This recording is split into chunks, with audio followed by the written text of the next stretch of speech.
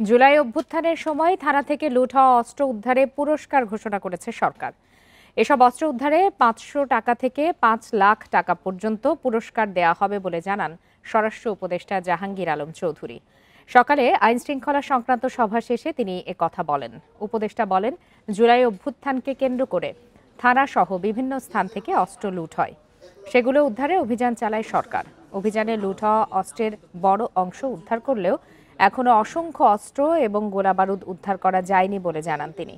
এদিকে বর্তমানে প্রচুর সংখ্যক নিয়োগ দেওয়া হচ্ছে জানিয়ে স্বরাষ্ট্র উপদেষ্টা বলেন, নিয়োগ বাণিজ্য বা দুর্নীতি বন্ধে সব ধরনের উদ্যোগ নেওয়া হয়েছে। এদিকে গাজীপুরের পুলিশ কমিশনার সড়কে যানবাহন বন্ধ করে চলাচল করার অপরাধে তাকে শো কজ করা হবে বলেও জানান স্বরাষ্ট্র উপদেষ্টা।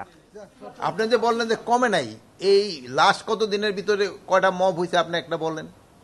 এই যে কমে নাই, যে কমে আসছে, মানে আমরা যে এলিমিনেট হয়ে গেছে আমি বলবো না, বাট কমে আসছে। এটা যেহেতু আমাদের একটা সময় আছে, এর ভিতরে আমরা চেষ্টা করব আর আপনাকে এই সাহায্য সহযোগিতা পাচ্ছি, এটা কমে আনবে।